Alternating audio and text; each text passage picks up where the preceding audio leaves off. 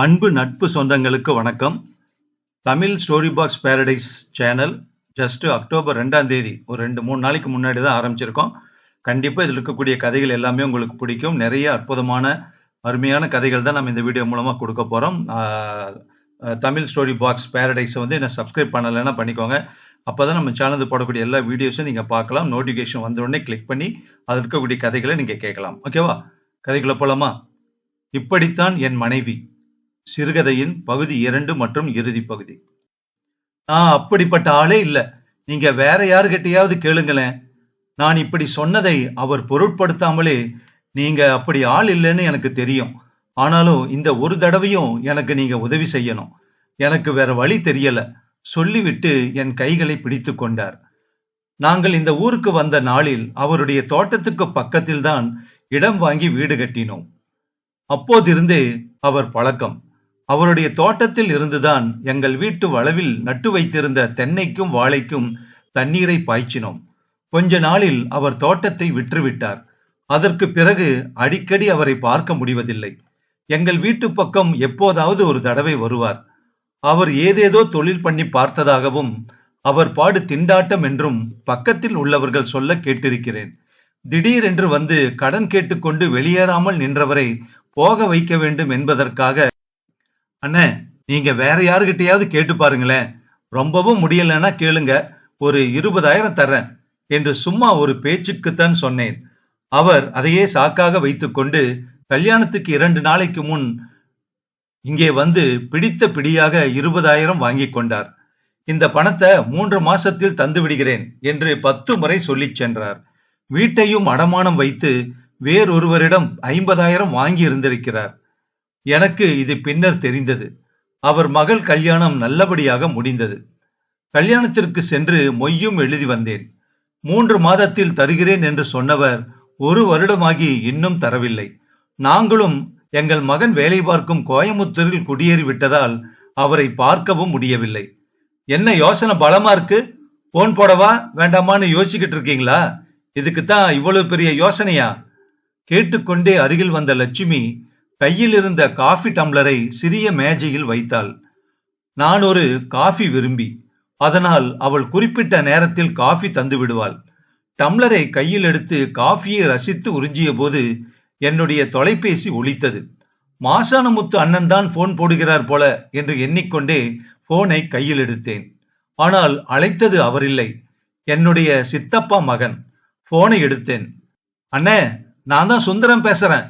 வருகிற வெள்ளிக்கிழமை என்னோட பையனுக்கு கல்யாணம் நிச்சயம் பண்றோம். இடம் பிடிச்சிருந்ததால திடீர்னு முடிவு பண்ணிட்டோம். நீங்களும் மதனியும் கட்டாயம் வந்துருங்க. மறக்காக வாங்கண்ணா. வியாழக்கிழமையே உங்களை எதிர்பார்ப்பேன் என்று சொல்லிவிட்டு போனை துண்டித்து விட்டான். சுந்தர மகனுக்கு வெள்ளிக்கிழமை நிச்சயதார்த்தம் பண்றாங்களாம். நம்மள வியாழக்கிழமையே வர சொல்றான். லட்சுமியிடம் செய்தியை கடத்தினேன். போக வேண்டியதுதான். நாளைக்கே புறப்பட்டாதானே வியாழக்கிழமை போக முடியும். அவ்வளவு அவசரமாக என்னால புறப்பட முடியாதுங்க. இங்க நிறைய வேலை கிடக்கு. நீங்க மட்டும் போயிட்டு வாங்க. நல்லதா போச்சு. அப்படியே உடன்குடிக்கும் போய் மாசானமுத்து அண்ணங்கிட்ட பணத்தை கேட்டு வாங்கிட்டு வாங்க. ஒரு கல்லில் 2 மாங்காய் அடிக்க நினைத்தாள் லட்சுமி. அவள் சொல்வதும் சரிதான். ஆனால் சுந்தரம் இருக்கும் என் சொந்த ஊருக்கும் உடன்குடிக்கும் 40 கிலோமீட்டர் தூரம். எப்படி போய்விட்டு வருவது? பரவாயில்லை, போய்விட்டு வர வேண்டியதுதான். தீர்மானமாக முடிவெடுத்தேன். உடன்குடி போய் இறங்கியதும் அதிர்ந்து போனேன். மாசானமுத்து அண்ணன் இறந்து போயிருந்தார். அவர் இறந்து 1 வாரமாகி விட்டதாம். ராத்திரி படுத்தவர் காலையில் எழுந்திருக்கவே இல்லையாம். 10 நாட்களுக்கு முன் என்னை தேடி வந்தாராம். சாருக்கு ரூபாய் கொடுக்கணும், எப்ப வருவாங்கன்னு கேட்டாராம். கையில ரூபாய் இருந்த மாதிரி தெரிந்ததாம். இவ்வளவும் என் வீட்டில் வாடகைக்கு குடியிருப்பவர் சொன்னவை. எனக்கு அவர் ரூபா தரணும்னு உங்களுக்கு தெரியத்தானே செய்யும், வாங்கி வைக்க வேண்டியதானே என்று நான் கேட்டேன். மாசானமுத்து அண்ணனுக்கு நான் பணம் கொடுக்கும் போது பணம் திரும்பி வந்த மாதிரிதான் என்று என்னிடம் ஏளனம் பண்ணியவர் தான் அவர். அவர் தந்துவிட்டு போவார்னு நினைச்சேன். ஆனா அவர் அதுக்கு மேல ஒன்னும் சொல்லாம போயிட்டாரு என்று மெல்ல நழுவிக்கொண்டார். என்னால் கவலைப்படத்தான் முடிந்தது. பணத்தை திருப்பி வாங்க முடியவில்லையே என்ற கவலை இல்லை. மாசானமுத்து அண்ணன் இறந்து போனாரே என்ற கவலைதான். அவருடைய அடக்கத்திற்கு போக முடியவில்லையே என்ற கவலை. சாகக்கூடிய வயதில்லை அவருக்கு. அவருடைய மனைவி மக்களுக்கு அவர் நம்மிடம் பணம் வாங்கியிருப்பது தெரியுமா? துக்கம் கேட்கப் போவது போல் கடனை பற்றி மெல்ல பேச்சு கொடுத்து தெரிந்து கொள்ளலாமா என்றெல்லாம் என் மனதில் பலவாறு எண்ணங்கள் ஓடின. ஒருவர் இறந்த பின்பு கடன் கொடுத்திருக்கிறேன் என்று சொல்லி அவர் வீடு தேடிச் சென்று கேட்பது அராஜகம் என்று என் உள்மனம் தடுத்து விட்டது. அவர் வீட்டில் இருந்து யாராவது தேடி வந்து பணம் தந்தால் வாங்கிக் கொள்வோம். என்னுடைய இளகிய மனம் என்னை சமாதானப்படுத்தியது. நாம் சமாதானம் அடையலாம். லட்சுமியை எப்படி சமாதானப்படுத்துவது? போன் போட்டு சொல்வோமா, இல்லை நேரில் போய் சொல்லிக் கொள்ளலாமா? யோசித்துக் கொண்டிருந்தேன். அப்போது என் மனைவியிடமிருந்து போன் வந்தது. என்ன, உடன்குடி போய் சேர்ந்துட்டீங்களா? மாசான்முத்து அண்ணனை பார்த்து கேட்டீங்களா? அவர் பணம் தந்தாரா? என்ன சொல்றாரு? கேள்வி மேல் கேள்விகளை அடுக்கினாள். என் தம்பி சுந்தரம் வீட்டிலிருந்து புறப்படும் போது உடன்குடிக்கு போகிறேன் என்று அவளிடம் சொல்லிவிட்டுத்தான் கிளம்பினேன். அதை உறுதி செய்து கொள்ளும் வகையில் இப்போது போன் செய்கிறாள். உடன்குடி வந்து சேர்ந்துட்டேன். ஆனா மாசானமுத்து அண்ணன் வீட்டுக்கு இன்னும் போகல. இங்கு ஒரு சின்ன பிரச்சனை என்று மெல்ல இழுத்தேன். அப்படி என்ன பிரச்சனை? என்ன பிரச்சனை இருந்தாலும் சரி, பணத்தை வாங்காம வந்துடாதீங்க. கொஞ்சம் குரலில் கடுமை தெரிந்தது. அது இல்லம்மா, மாசானமுத்து அண்ணன் இறந்து ஒரு வாரம் ஆகுதான். என்ன செய்யறதுன்னே புரியல.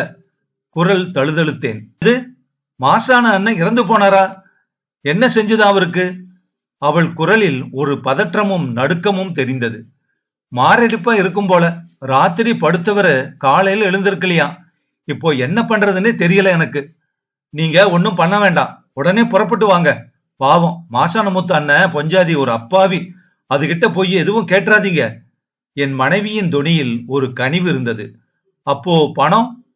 பணம் என்னங்க பணம்? நம்ம கிட்ட இருந்து எவ்வளவோ போயிருக்கு. அத போல இதுன்னு நினைச்சு கொள்ள வேண்டியதுதான்.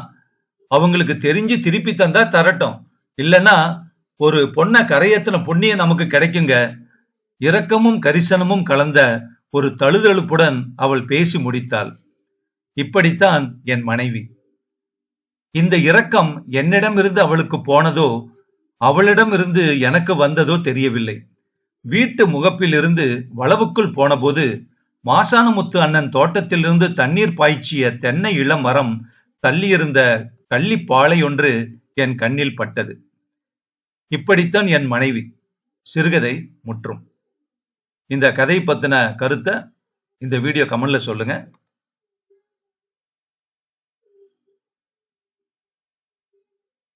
From BR, thanks to the story writer.